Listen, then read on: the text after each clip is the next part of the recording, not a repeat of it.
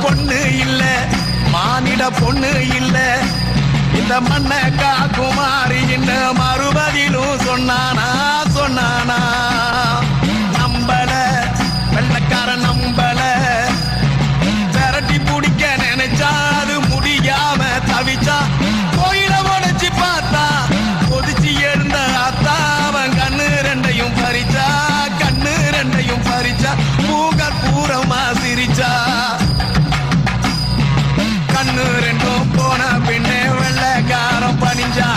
ஆத்தாவோட மகிமை அறிஞ்சு காலில விழுந்து கும்பிட்டா